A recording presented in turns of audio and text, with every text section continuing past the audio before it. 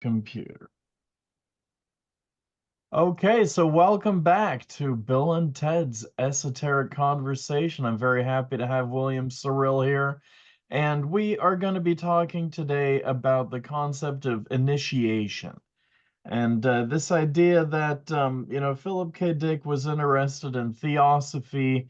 He was writing this exegesis where he felt like he had been through some kind of a mystical experience, and there are elements of what you might call initiation to it. And did he feel like he was trying to kind of like fire off this current of initiation and kind of put something out there into the culture? So I'll let you go ahead and first of all give me your understanding of why is this term initiation relevant to the study of Philip K. Dick?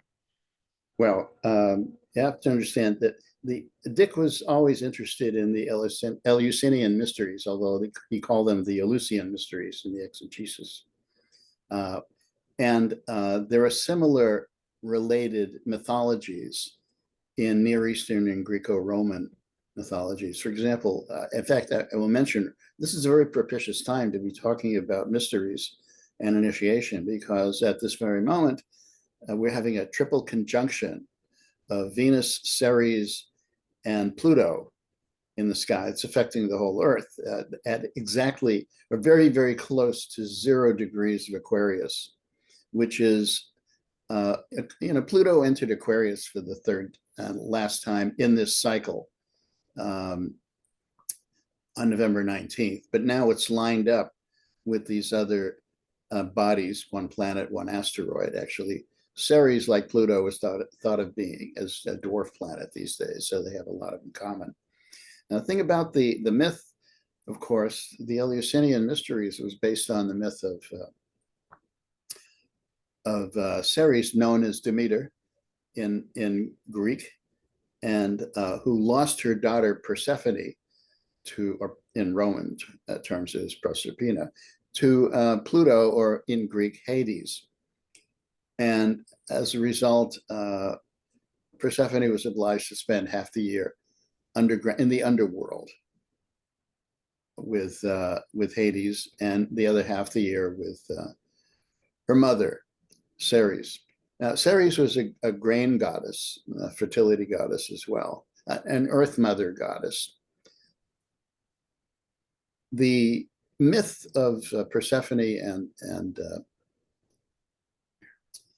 and Ceres, or rather Demeter and Hades,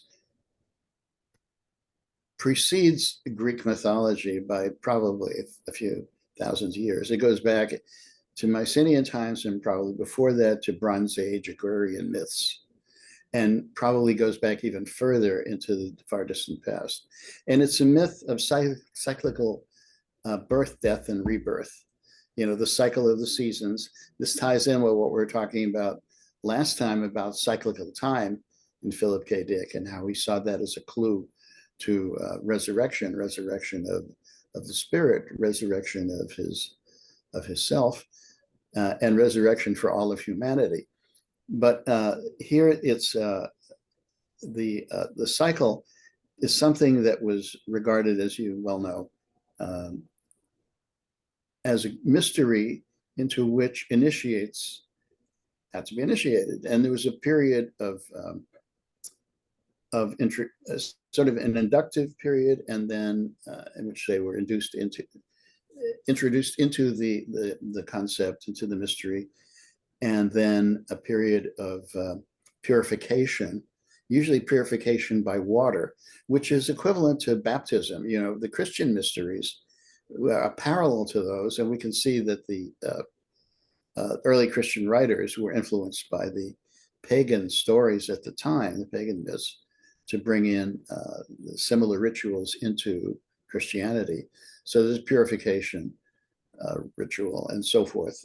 And there's some suspicion that the initiates, there's knowledge that the initiates drank something called kykeon, which was a barley water mix. And nobody's clear what this actually was. It was supposed to be mostly water, and yet people reported transcendent experiences. That could be simply because of, sort of pure contagion. When you're with a bunch of people who are feeling high, everybody gets high. But it could also have been because there was psychedelic material in the kykeon. And in fact, there was a book by Gordon Wasson and Carl Ruck, who I used to know from the classics department at Boston University, and Albert Hoffman, discoverer of LSD, who came out with a book or a pamphlet initially describing how ergot derivatives on water-soluble ergot derivatives on barley could have been responsible for the effects of the kykeon. So people would go through these transcendent experiences and come out transformed. That was the gist of the Eleusinian mysteries. Now, I mentioned this astrological confluence of three bodies with mythological significance. One of them was Venus, or in Greek mythology, Aphrodite, very big in Dick's eyes as well. He was, you remember he saw her, he actually saw her, right? He had visions of her and of the feminine energy that he was always drawn to. And Aphrodite, the story goes that there was a beautiful child. I won't go into the whole story of the myths, but a beautiful child, Adonis, was entrusted by Aphrodite to Persephone to keep Adonis away from the other goddesses who all wanted a piece of him. And he grew into a truly beautiful youth. And then Persephone refused to give him back to Aphrodite. So the conflict between the two of them was finally settled by Zeus, who said, okay, Adonis can spend 4 months of the year in the underworld with Persephone, 4 months of the year in the outer world with Aphrodite, and 4 months doing whatever he wanted, which typically meant hanging out with Aphrodite anyway. But again, this is a male figure that's representative of the cyclical birth, death, rebirth phenomenon, especially because of what happened when Adonis died. He was boar hunting in forests in an area of what is now Lebanon, near the ancient city of Byblos, which was known to the inhabitants as Gebal, but the Greeks renamed it Byblos because it's one of its principal articles of trade. It was a Mediterranean port city, was papyrus, and from Byblos we get the name, the word biblios, and the word for the Greek word for book, and also the word for Bible. Interesting. Likewise, the name Adonis actually comes from the Semitic languages, from Adon, which means Lord. And we see that in Hebrew prayer to this day, where the term that's used to refer to God is Adonai, which is actually a plural of Adon, not because there were multiple gods, like with Elohim being a plural also, but it seemed to indicate more of a superlative, like the highest Lord, Lord of Lords, or and so forth. So Adon has some interesting connections with Near Eastern mythologies. And in fact, it was in Egyptian mythology, Egypt made Phoenicia rich with its trading. In Egyptian mythology, it was Isis found her murdered husband, Osiris, growing up as a tree after he'd been essentially buried there by Set. And that was sort of adopted into the Phoenician worldview. And so you have this series of correspondences between Near Eastern and Greco-Roman mythologies, which was noted by James Fraser in the Golden Bough. Fraser pointed out the similarities between the myths of Adonis, but also Attis, the consort of Cybele, Tammuz, and in Greek, Zagreus, very big in Dick's work, and Dionysus, also very big, and all of whom were resurrection deities, and ultimately Jesus as well, as Fraser pointed out. There's been some equivocating about his findings, over 100 years later, but there's still, I think, some truth there in any event.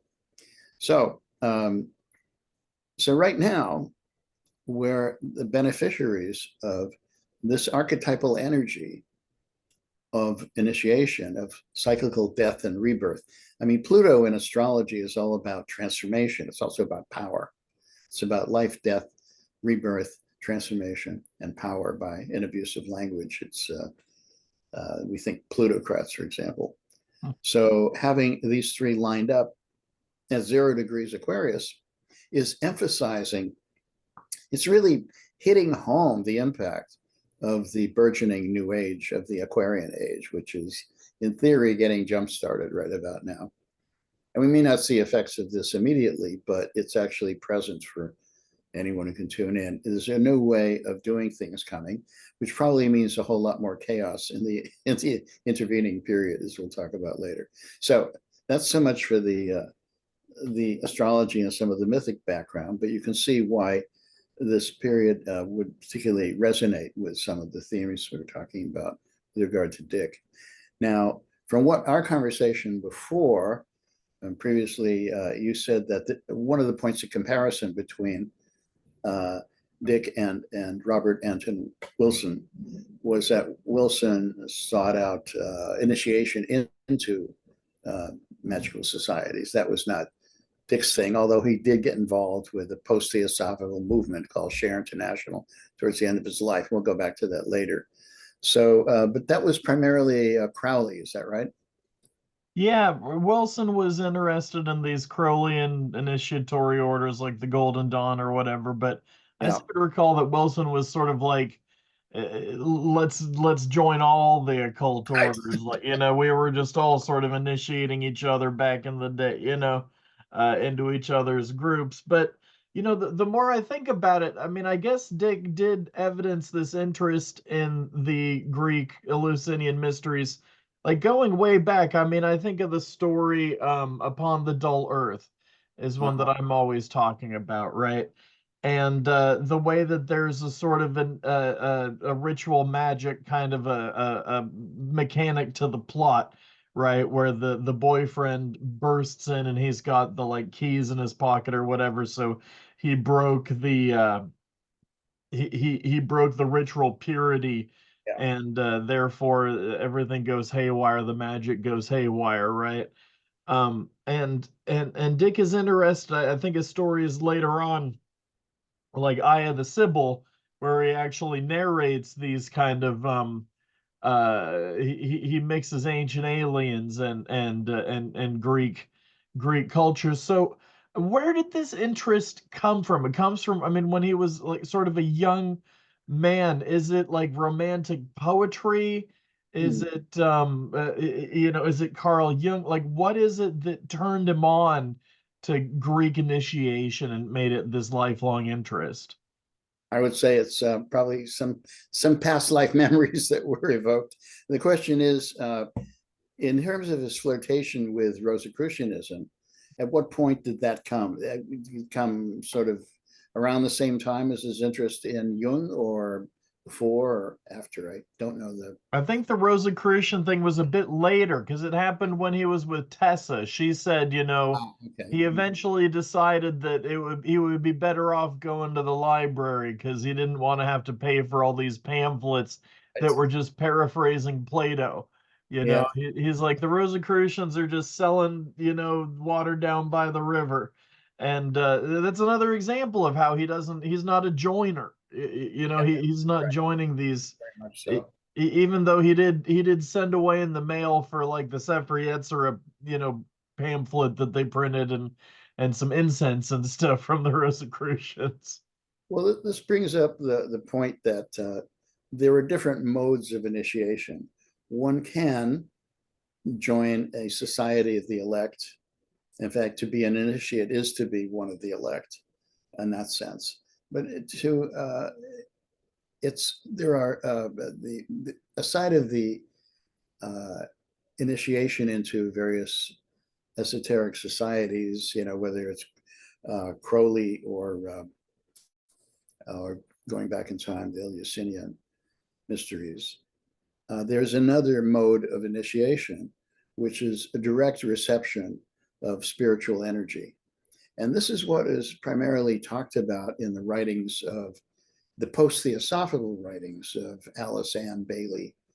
But in order to understand Bailey, we have to talk briefly about where she came from, which was from Madame Blavatsky. Helena Petrovna Blavatsky was a great adventuress, is the term that would be used these days. She claimed to have traveled all over, including into, and she did do a lot of travel. She claimed she also visited Tibet. And ultimately, some point in the late 1800s, she was a great synthesist or syncretist. She pulled together a whole assortment of what you might call esoteric material from Buddhism, Hinduism, with a bit of Egyptian mythology thrown in, and nothing really from Christianity. This is not a Christian approach.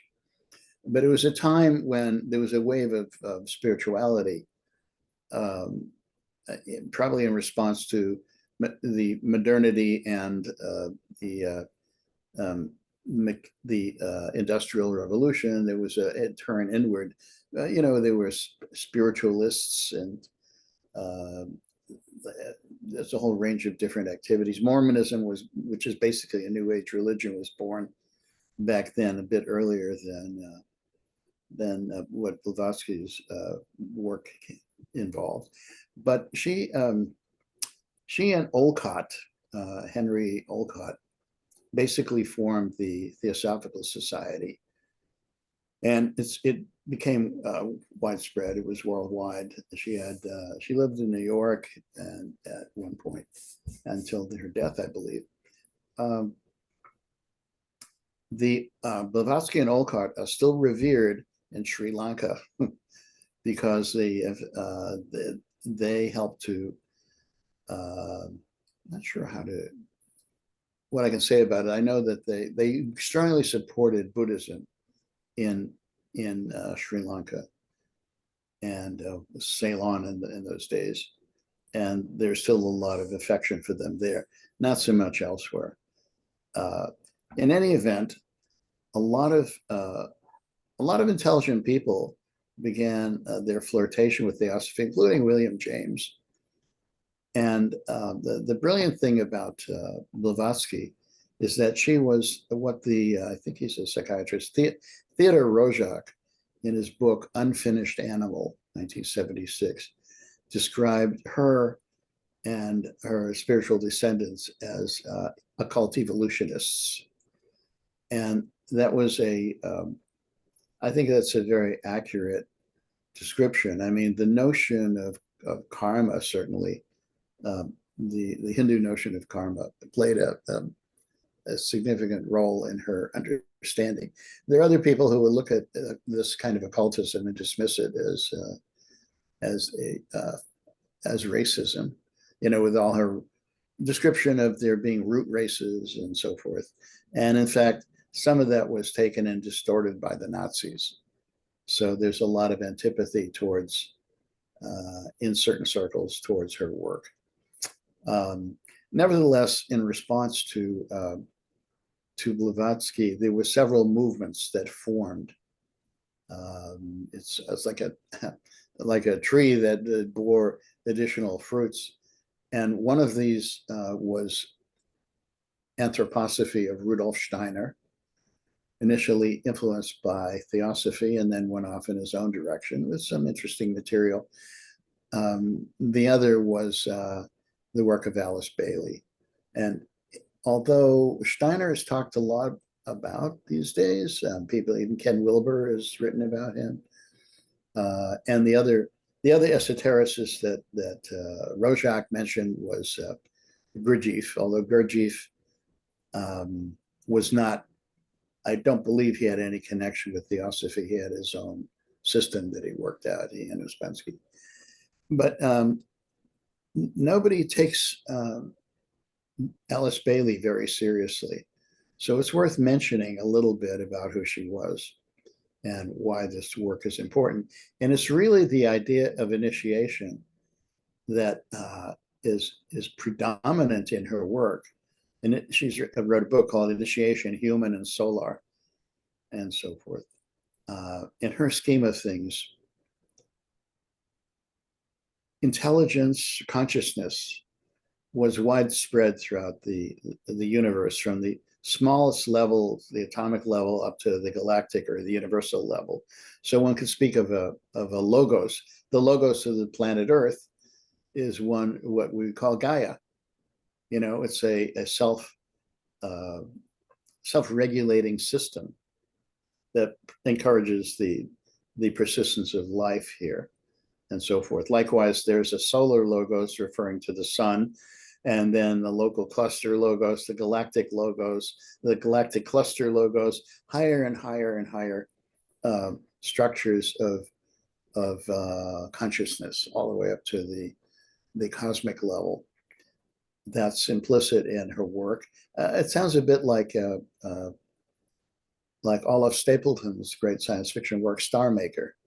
And in fact, Star-Maker was very favorably reviewed by the London Theosophical Society as being similar in spirit to some of these esoteric ideas. Well, Bailey was a proper Edwardian Englishwoman, very Christian, who was actually at one point married to a man who was an Episcopal priest. But she wound up, or an Anglican, she wound up leaving him for reasons I don't know, with her 3 children. And also, and she later married Foster Bailey, but she became what she called an amanuensis to a spirit that she was channeling. That spirit is referred to as the Tibetan, or DK for Djwhal Khul. I personally think of him as Joe Cool. I know he's one of the spiritual masters. So there's a whole series of, this idea goes back to Blavatsky, that there are a series of adepts, of spiritual masters who are maybe no longer in the body, but are still guiding human affairs. And Bailey claims that she'd met some of these people, actually in the flesh, as it were, and was chosen to be the secretary of the amanuensis for Djwhal Khul, which is not at all a Tibetan name, but whatever. So she started writing, taking dictation for 20 odd volumes of books, some of which are just incredibly dense, like her treatise on cosmic fire. It's over 500 pages long. And if you can tell me what it means, I'd be grateful. She wrote in a kind of obscure language, deliberately obscure, because it was esoteric. It was supposed to be understood only by those who were capable of understanding it. She also ran an organization called the Arcane School, in which she gave trainings for spiritual followers. And one of the concepts that she had, and it didn't originate with her, but it's something certainly that plays a role in her thinking, was this notion of initiation, that there's a graded series of steps on the road to enlightenment. Now, you find this in Buddhism as well. There are 4 steps to enlightenment according to Buddhist doctrine, and they're labeled stream enterer. That's when you first enter the stream of meditation and Buddhist practice. Stream winner, that's when you're succeeding at it. Once returner, that's when you need to return only once from a previous lifetime. And finally, enlightenment, which is called no returner. Okay. So Bailey adopted a somewhat similar structure, but with even higher levels of initiation, even higher levels of consciousness. And she compared this to the Christian mysteries. So you had a series of initiations for Jesus in which he became the Christ. Now, unlike Christian theory, unlike Christian doctrine, Jesus wasn't born as the Christ. It was rather an office that was conferred upon him. So in esoterics, in Bailey's esoterics, Jesus and the Christ are two separate figures, where the Christ, representing the Christ energy, can inhabit anyone at any time. And the Master Jesus was a particular historical figure who's associated with, well, a particular ashram. I'll explain that in a minute. So these all these ascended masters have essentially control or guidance over the destiny of humanity, and they're all located esoterically in the desert, in the Tibetan Chinese desert. This is where, adopting from the myths of Shangri-La, or Shambhala in Tibetan theory. So it was. These are the characters who are guiding the world, but they are referred to as a spiritual hierarchy. And of course, hierarchy goes back to the notion of the great chain of being, where you have divinity being stepped down from God through various intermediaries, archangels, angels, etc., down to human level. So this is actually a very similar kind of picture. So I've got a quote I've just dug up from Zebrapedia. Let me share. Please do. Uh, so here's the one place in the exegesis where Dick actually mentions Madame Blavatsky, and in connection with what you were just talking about, right? These Yeah. secret masters, and here he's talking about the adepts. So Dick says, I tend to believe in the invisible aid by the adepts, which Madame Blavatsky speaks of vis-a-vis my Alto Carmel dream. So that's the one place he mentions Blavatsky, and I'll go back here. He does mention Theosophy comes in a few times. One time in connection with Leibniz and is RC. I wonder, is that the Rosicrucian thing? Yeah. So there's a few mentions of Theosophy in connection with Valis. Um, Right. There's another dream, the Steinmetz dream, that he associates with Theosophy, and then he has this whole. There was sort of like this paper of the ultra hidden cryptic doctrine where he's bringing together Gnosticism, Neoplatonism, the Kabbalah. Right. Orphism is where we're getting into that ancient kind of like pre Yeah. mythology, like the Orphism is where the Eleusinian mysteries kind of comes from, connects it with Hermeticism, connects it with alchemy, right? So this is what plugs it into all of my concerns about this kind of Rosicrucian dabbling. Great stuff. And here's where he's talking about Judaism, the Torah. And I forget if we've talked about this, but Gabriel McKee was showing me there's this tool that he made for searching where a word comes up Yes. Right. throughout the exegesis, like chronologically. Yeah. And we found that he starts using the word Torah about midway through, right? Um, so one thing is that I don't really know how the search works, and it's hard to like find like what does folder 55 mean. One of my next projects is to get Gabriel on here to talk about how do you read all this. But then there was one other thing that I did here. Oh, and can I even do that with this screen share that I got going? Here it is. Initiation. And so the word initiation comes up in the Yes. exegesis a couple of times. Everything depends on the initiation of God, who we can't fully perceive. Initiation in connection with Mozart's magic flute, Yes. and comes up in connection with his concept of the homoplasmate. And then there's that word Gnostic or Hermetic again, and comes up in connection with this concept of charisma, which is an important Christian word, right? Can you explain what charisma means? I used to know and I've forgotten. Yeah, that's a tough one. I remember one of my teachers in grad school like wrote a Right. whole book. The initiation is God's, the decision is God's, the logic is God's. So he's concerned about how it's kind of like God is the one in control, right? I'm reminded of the discussion of theurgy between Iamblichus and Porphyry, and Porphyry and Plotinus said, well, theurgy doesn't work like magic where you're like calling down the god, and the Iamblichus says, well, no, because the god sort of put the symbol in the world for us to find and for the theurgist to activate. So it's not really like magic, you know.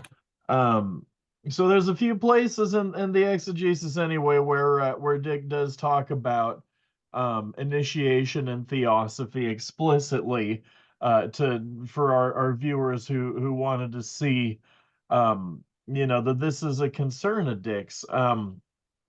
Yes, I think two couple of points stand out there. One of them is that, um, like Blavatsky herself, Dick was a syncretist.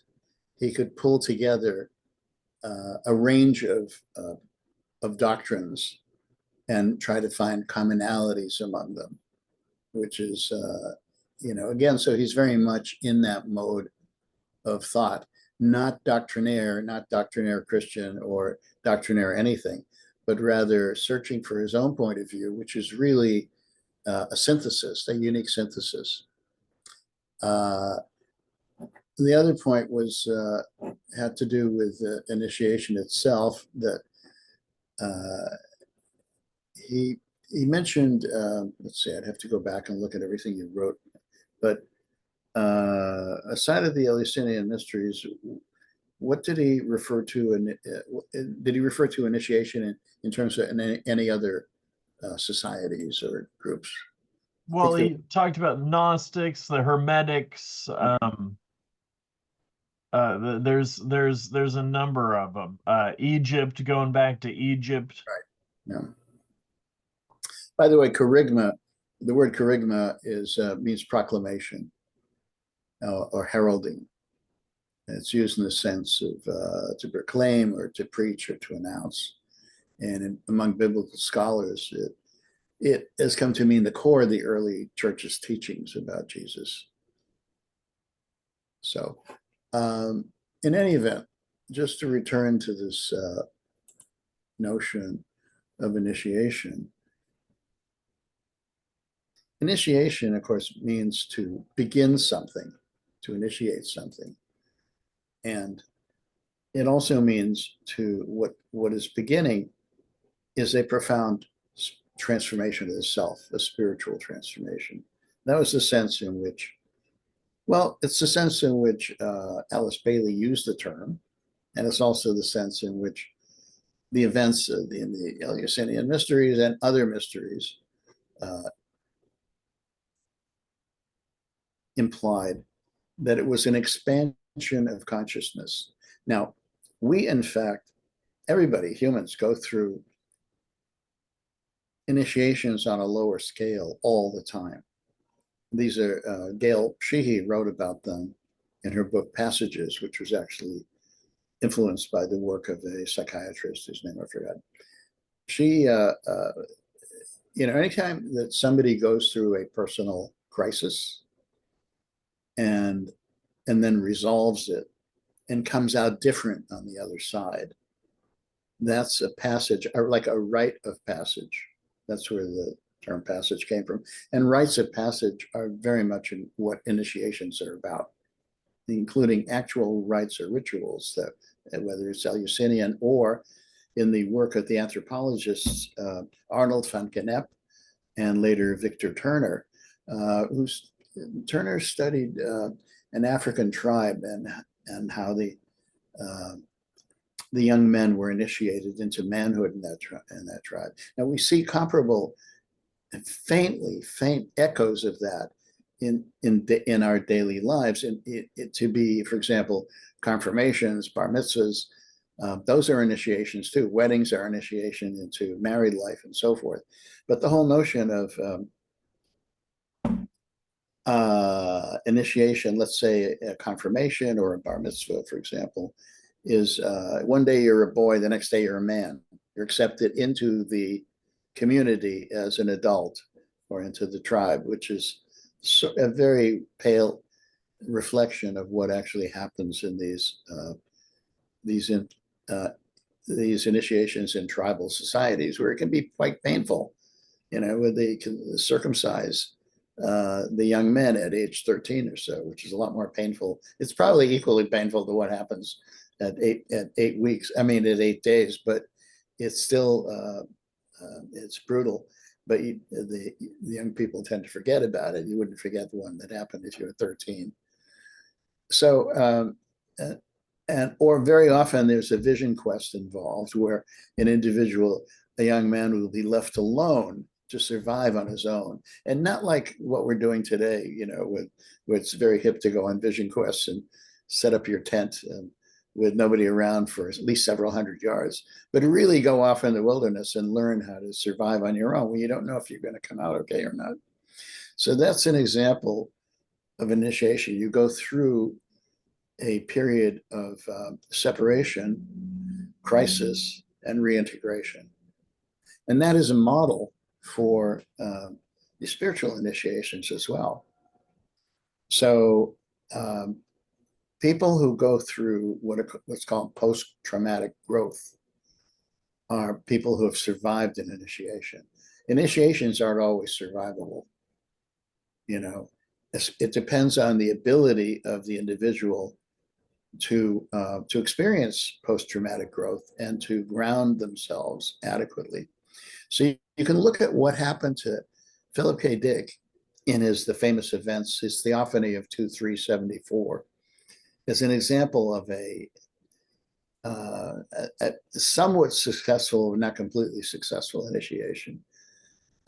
He definitely accessed higher spiritual energy. The details don't matter. I mean, whether the pink beam was reflected off a sticker on his wall, or that he was dazzled by the light of on the golden fish, the symbol around the neck of this pharmacy girl. The details are not important. What is important is that he went through a period in which his consciousness expanded, and which he utterly changed. I mean, he talks about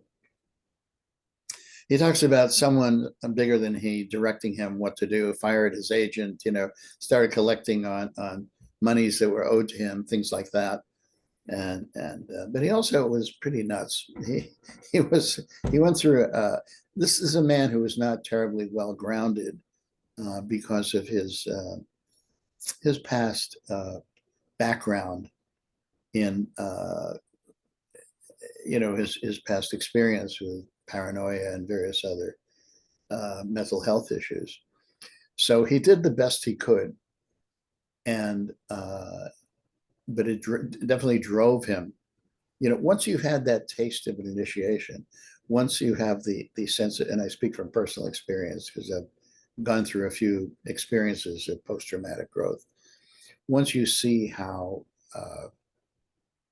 life changes when you have when you have an entirely different outlook, it's like you're in a box, and the pressure builds up, and you have to break out of the box into a larger box in order to expand your consciousness to deal with a situation that you couldn't otherwise deal with. So the empowerment that comes from that can be enormously powerful. I mean, it's not just empowerment, it's a whole new way of being.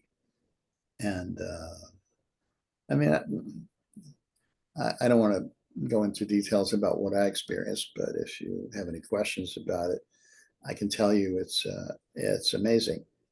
And it was in the second such experience I had like that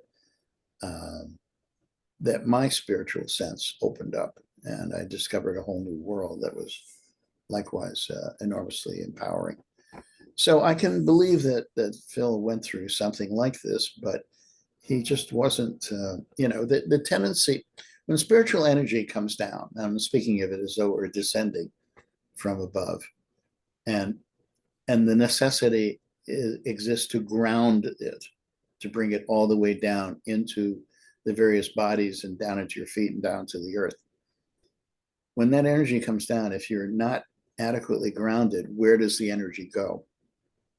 It goes sideways, which means expansion of the ego.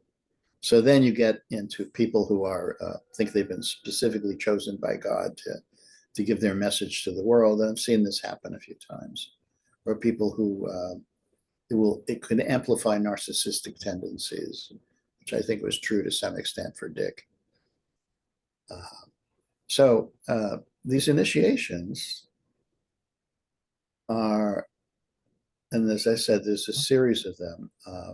Usually the what's called the first initiation is simply becoming aware of becoming spiritually aware.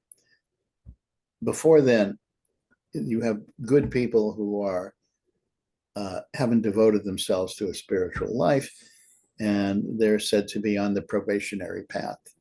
And at some point, they have an awakening. Awakening can happen. It can be prompted by going to a personal growth workshop. When you see something that about yourself or about your life that you haven't seen before, and you find a way of expanding yourself and building on that and changing things. That's first initiation. Second is a lot harder, takes a lot of work. And third is when you get to the third, when you've taken the third initiation, you've really got it made. It's called, in the esoteric literature, it's called the rich young man, because by then you've got yourself pretty well integrated. You can look at it as a step. Each way is a step of further integration of mind and body, of emotions and the thoughts and the physical body and so forth. When you get to the fourth initiation, which is enlightenment, what happens, and Bailey will talk about the soul as a construct that gets blown away at the time of the fourth initiation. It's like a supernova.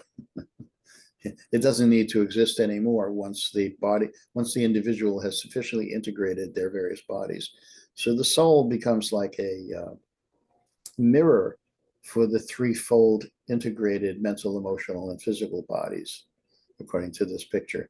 In fact, in one of her books, Bailey has a description, which I found striking, about doing a meditation in which you envision the soul out here and the threefold body over here, and you're sending vibrations, waves back and forth, reflected from back and forth between the soul and the threefold integrated body.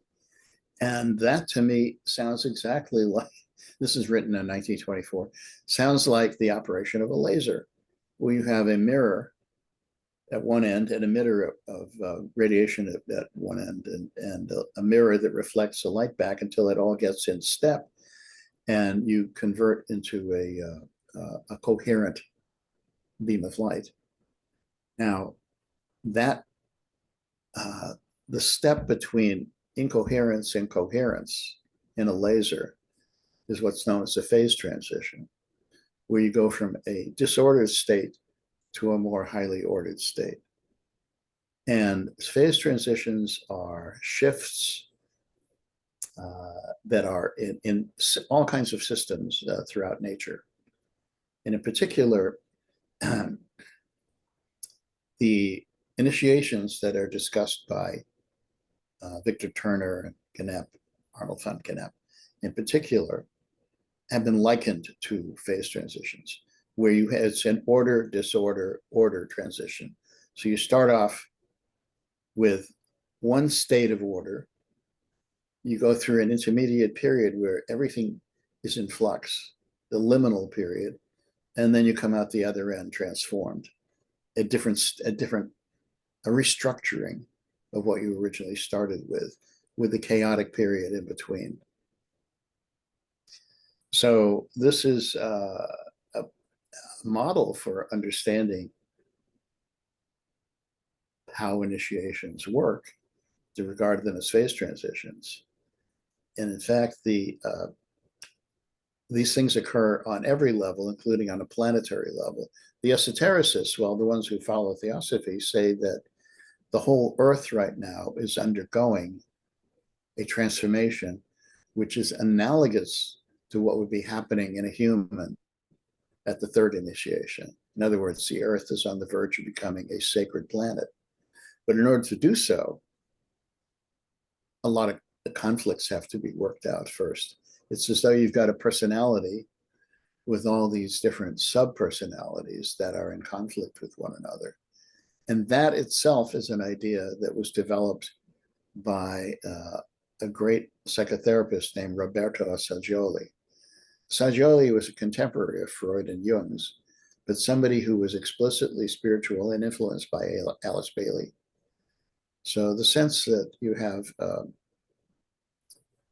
from Buddhism, we know the self is fragmentary, that there is no coherent self. It's just an illusion that there is a self. I don't want to get into defending that picture, but anyone who experiences Buddhist meditation long enough will recognize the impermanence of the self and see how all of experience, in fact, is fragmentary. But it's a convenient illusion. Otherwise, we wouldn't be able to accomplish anything until we're ready to let go of that sense of self, which is the enlightenment moment. In any event, Assagioli talked about subpersonalities, and my interpretation of them, they get formed at different ages, throughout life, from early childhood up to later in life. And each of them reflects a different strategy for survival at a particular point in life. And each of them has a separate will.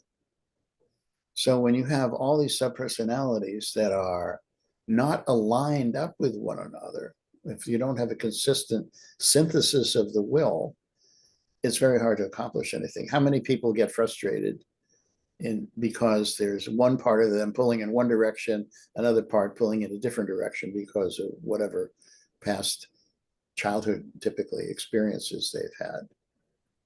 So psychosynthesis is about synthesizing the will.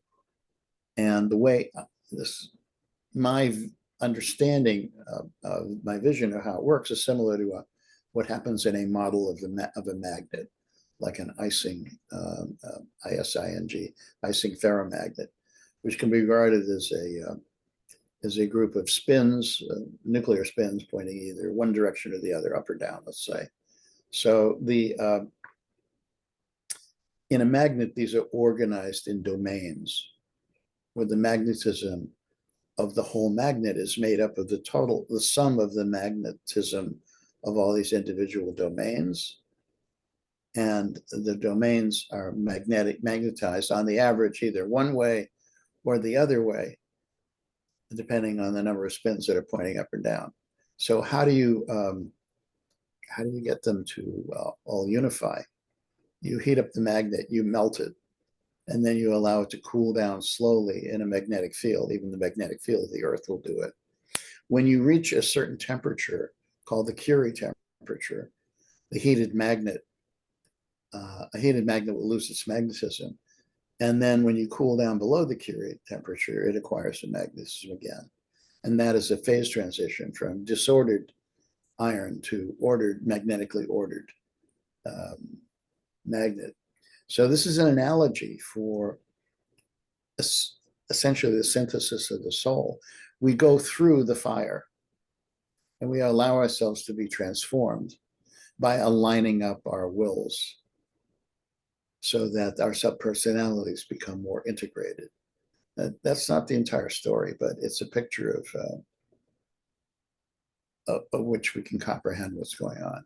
So this is how an initiation works, that we go through a period of crisis where things get uncomfortable for us. And the only way to resolve it is to find a new structure to allow the system to settle into a new mode of being as we go through the fire and then chill out slowly. There's no prescription I can give for doing this. It happens. It either happens or it doesn't. It's either a successful initiation or a failed one. There are meditations that one can do in the daily work that are similar to what you find in other schools of thought regarding just becoming aware that, the self is not the body, it's not the mind, not the emotions, but reflects all of them in some sense. And then Buddhism dispenses with the sense of self entirely, instant enlightenment. But that's the core behind what happened. You could say that with regard to Phil Dick, he went through an incomplete or a partial or initiation, or one that he couldn't entirely handle. Clearly, he went through something that did transform him. And having had a taste of what the empowerment of that was, he kept going back and trying to re-experience it, which is why he spent the last 8 years of his life reviewing, rewriting, and creating further discussion of what his initial vision had been, constantly revising it, because he wanted to access the original purity and intensity of what he'd experienced. And I can relate to that. I had something that happened to me 40 years ago when I first opened up spiritually that was so incredibly powerful that even though I've had echoes of it later in life, I still don't have the same sense of magic that occurred to me back then. And I'm okay with that, because the process of initiation is one that takes place over lifetimes, so we do the best we can in our lives. We progress as far as we can. And it's all okay if we don't make it. There's the problem with initiation, the whole concept, is then one starts, and I've seen this happen. People start going around grading themselves. Well, I'm at this spiritual level, which leads to spiritual self-aggrandizement when you're saying, oh, this person hasn't got their shit worked out, so they're way below where I am. We're all in this. None of us, very few of us, a few people maybe have attained enlightenment. I'm certainly not one of them. Although I see the promised land, I'm not sure how I'm going to get there, and probably not in this lifetime. I'm okay with that. But that's the danger of these systems of gradation, where one can talk about how enlightened one, on a relative scale, one is. It's all bullshit and dangerous thinking. And I don't think Phil didn't exactly fall into that category, but he definitely has some narcissistic ideas about how he was propagating, the truth. And who's to say he wasn't right? One of the things about him is that he, I don't want to call him a prophet of the New Age, but in a sense he is. It's more than his prophesying the New Age, the Aquarian Age, the Revolutionary Age. I see him more as a prophet of the liminal age, the period of chaos that we're still working our way through, that will eventually wind up, either it's a survival issue for the whole planet, either we're going to get integrated and the earth is going to go through this third initiation and become a truly spiritual place, and the nations of the earth will lay down their swords and beat them into plowshares instead of beating each other over the head with them.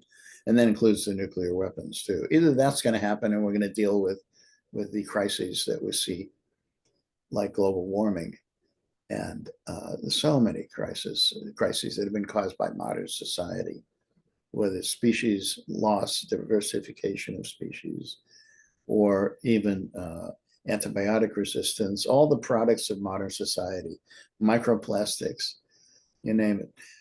Either we're going to find a way of solving all of this, and it's going to be something radical, which is the right time for something to happen now if we're in the Aquarian Age, which is a period of radical change. or else we're going to be just another failed civilization in the galaxy. In fact, maybe the only failed civilization, maybe the only civilization in the galaxy. So we have a precious chance to do something. And it's not something that we have to specifically do ourselves. I mean, we all participate in this global consciousness. We all know what a better Earth would look like, but it's going to evolve on its own. I mean, there's nothing you or I could do by ourselves to stop nuclear war, but there will be there are necessary events will mass events will occur in which people acting together will be able to affect change, and that is part of the message of this Aquarian age that we're in. That the esoterically, the Aquarian age is animated by a spirit called the seventh ray, which is the ray of synthesis and of ceremonial magic. This ray of synthesis means it means bringing things together and creating new possibilities. A word about the rays in physics, the rays would be called order parameters. Like when you turn on the laser, there's a certain point at which the light becomes coherent. That point is associated with an order parameter. Or you got the magnet that's cooling off, and when you hit the Curie temperature, that's an order parameter. That determines the structure of the whole system after that point. So these things called seven rays, which are referred to in esoteric literature as seven angels before the throne of God, are living beings. They're aspects of divinity. The first three rays are very familiar to anyone who is aware of Christianity. The first ray is the ray of will and power. The second ray of love, wisdom, and the third of active intelligence, which correspond to God the Father, God the Son, and God the Holy Spirit. And from the third ray, the four other rays that govern all other activities emerge. There's some interesting work that has been done by a Swedish psychotherapist who is one of the major proponents of Roberto Assagioli's work these days, where he talks about how the rays play a role in psychology and in creating, in analyzing each individual in terms of their potentials. The thing about these rays, their qualities of the initiation, and they're all in force simultaneously. So the Piscean age is animated by what's called the sixth ray, and the quality associated with the sixth ray is devotion, idealism. And Jesus is spoken of as the ascended master associated with the sixth ray. The Christ, as a separate being, is the ascended master associated with the second ray. Sixth ray is an offshoot, is harmonizing with that. So again, that's a little distinction in esoteric theory, at least in Alice Bailey's theory, not in standard Christianity. So the Piscean age, which started a couple of thousand years ago at least, is on its way out and is being replaced by the Aquarian age. Joachim de Fiore, back in almost around 1200 AD, was a priest who came up with this vision about identifying the age of, well, the Abrahamic age would be the age of the Father. And you know, the symbol for Abraham is the ram, which is the age of Aries. Likewise, then the Piscean age is symbolized by Jesus, and that's the age of the sun. And then he foresaw the age of the Holy Spirit coming in. Now, he thought it was going to happen a lot sooner than that, but and that would have been the age of Aquarius, the age of active intelligence, the age of communication, of collective consciousness, ultimately, at least in modern terms. His work was initially appreciated by the church until they realized that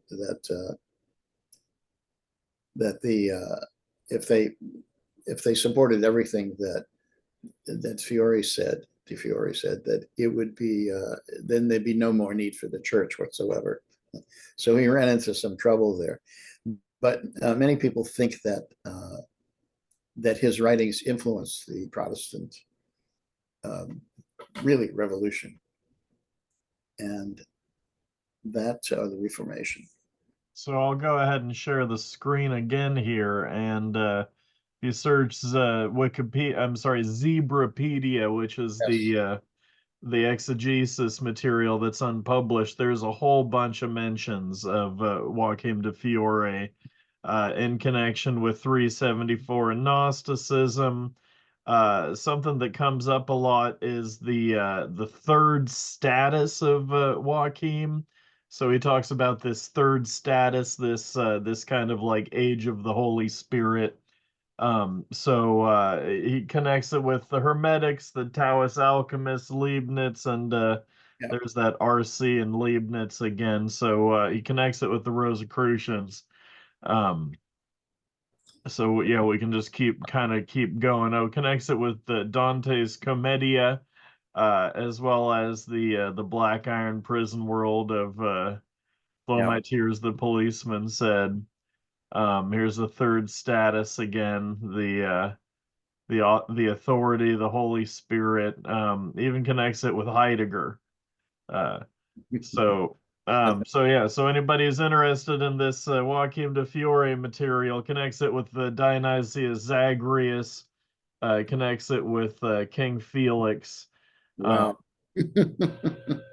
and this is something that my buddy Dana Trell, who does the modern Hermeticist account on YouTube, thinks is a big deal for understanding my Renaissance magic guys. All the way up through Giordano Bruno, who of course was a big deal to Phil. So, question I have for you about Phil and initiation, like when did this happen? Like I feel like there were intimations in the 50s and 60s where he had his initial visionary experiences, but was it not until 74 that he has like the full-on initiation that you're saying is a like partially realized initiation? Yeah, yeah, I would say so. There were hints of it before then, but it wasn't until the 2374 that he really got taken over by So something. when you knew him, when you first knew him, that was in the late 60s, and he wasn't like showing signs of like a Kundalini awakening.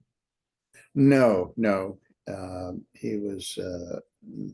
I mean, he was certainly well learned in all of these areas that we talked about. An amazing autodidact.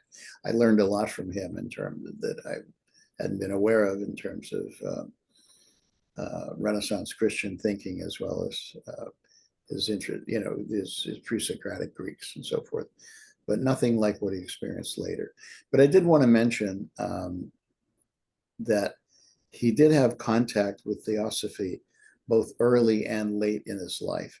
Early, when he was 19 years old and rooming with Robert Duncan and I think with Jack Spicer in Berkeley for about 4 months.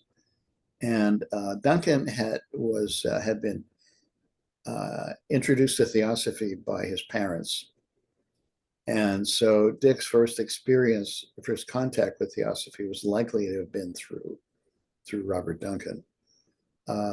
Late in his life, not long before he died, he became interested in the Benjamin Cream and the Share International, which was predicting the return of a Christ-like figure, the Maitreya Buddha.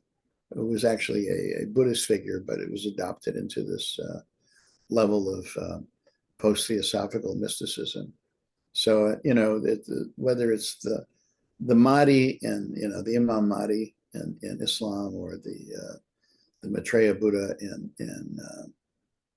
in Buddhism, or the Messiah in either Hebrew or Christian thought. The Jews are still waiting for the Messiah. The Christians are waiting for the return of the Messiah, but it's basically the same concept.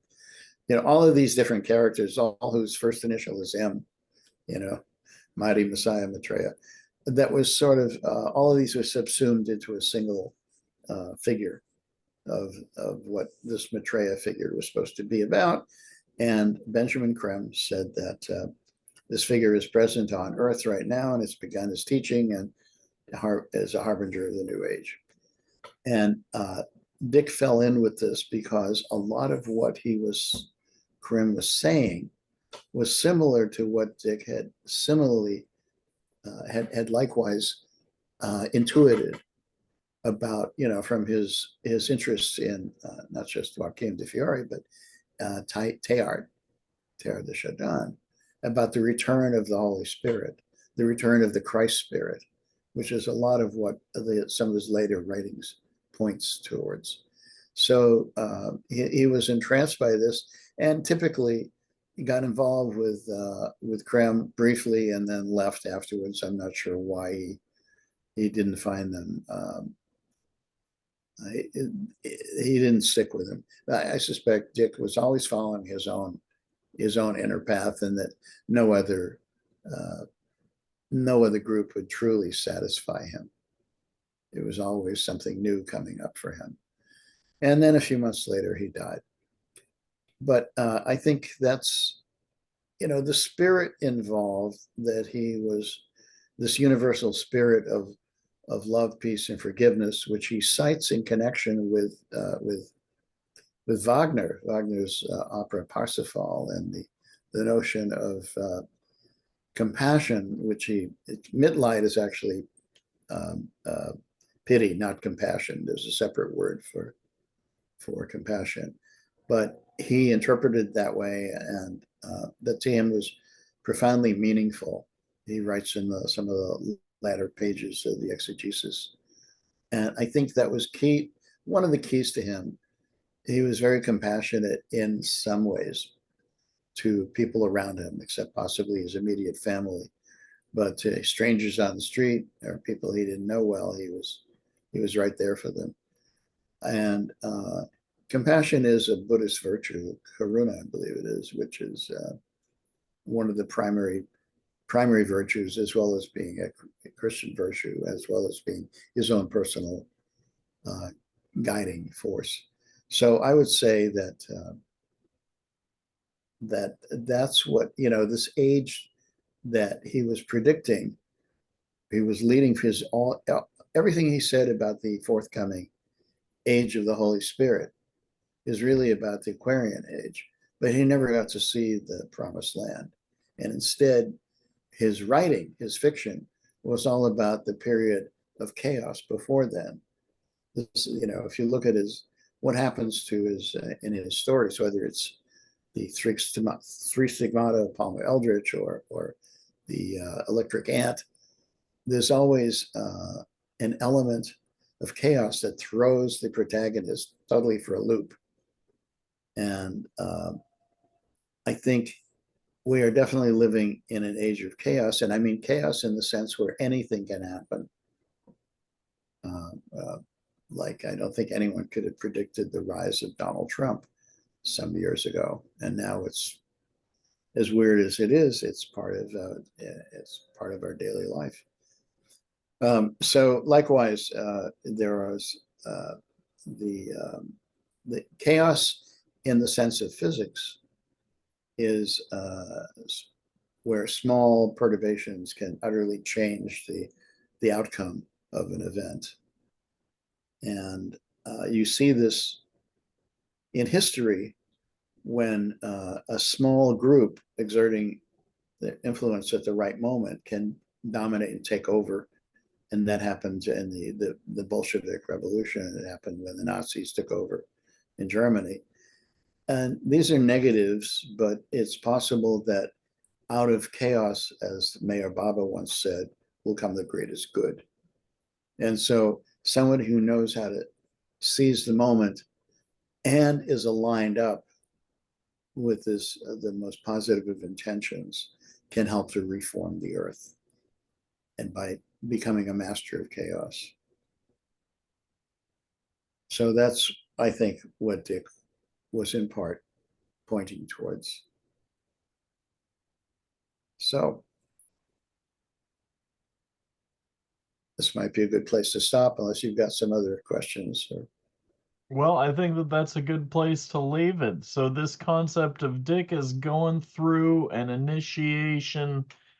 Did it succeed? What? This is all very interesting stuff to me. It's definitely. I'm reminded of a when I used to hang out with the people that did the fire dance with the pagan chanting and everything, and they had this term for people who were going through Kundalini experience. They called it pop and drop. Are you familiar with this term? Where they would sort of pop off and they would they would have this amazing experience and then they would just crash. Right. Right. Do you want to tell us maybe just a little bit more about your experience? Oh, well, I went through a couple of things. One of them was they seem to occur every 40 years, which means that I'm due for another one any year now. um, now, actually, I went through one. It's more like every 20 years, maybe. All right. The first one happened as I was in my early 20s. It's a long story, but basically, I was cut off from all my friends and got into some scrapes with the law and was I was very antisocial, and I I pulled myself up by my bootstraps. Is what happened. There's a part of me that was wiser and better than the way I was behaving, and I managed to access that and transform my life. And again, it was enormously empowering. I had dropped out of college. I went back in and graduated Phi Beta Kappa in like a little over 3 years. Which is not to say the transformation was complete. It took a long while for me to figure out everything that was going on for me, but and that it takes years to go through different levels here. But there was definitely a feeling of a shift and a level of accomplishment that was different from anything I'd experienced before. Another one came when I was around 40, and I'd had a business, and I'd been victimized, burglarized by a landlord, lost everything, and it was I had to start over from scratch. But it took me a while because I had to confront my own anger. But more than that, I had to confront my accountability, that I was responsible for everything that happened to me. And once I saw that, I could move forward. I used the anger as fuel and rebuilt my whole life. And that led to within a year or two, into a further spiritual opening where my third eye suddenly opened wide, and I was seeing very vivid auras around people. I could actually see electrical wiring in the walls, and then I learned how to basically channel information from my higher self, and that led to the research that I did. I joined up with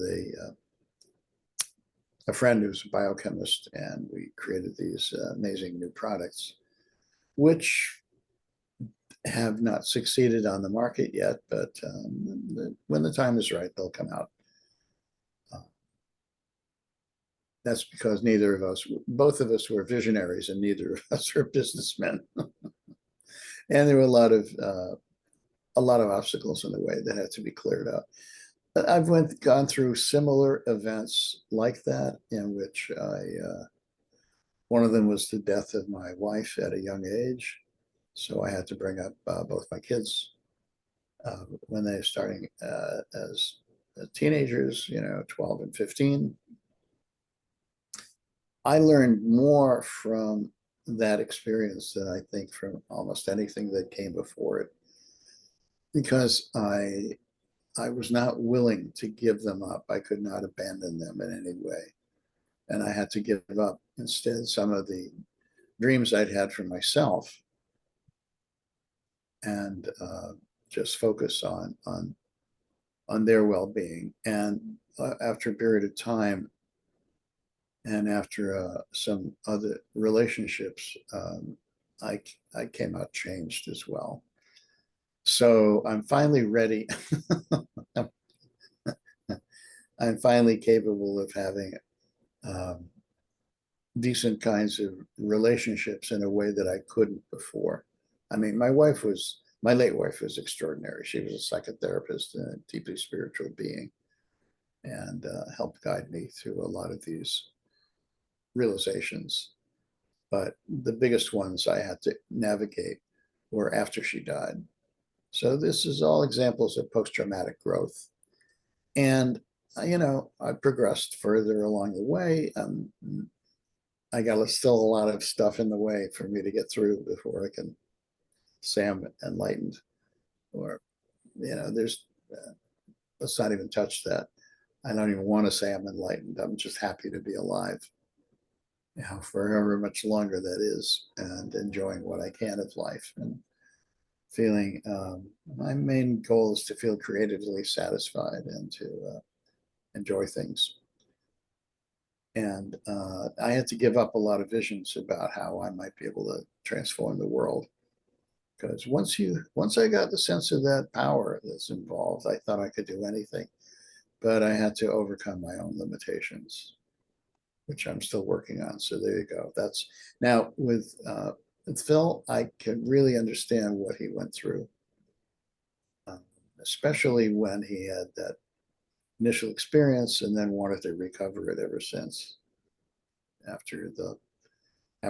But I think for me, I kind of miss that enormous sense of empowerment I had, but I know what I've done in this lifetime, and I'm content with it. So that's about the most I can say at the moment. Well, there we are. That is quite a lot about the concept of initiation as pertains to Philip K. Dick and the exegesis. Thank you, Bill. This has been super interesting stuff. All right. Until next time. Yeah, we'll do more. Hope you have a good one. All right. Take care.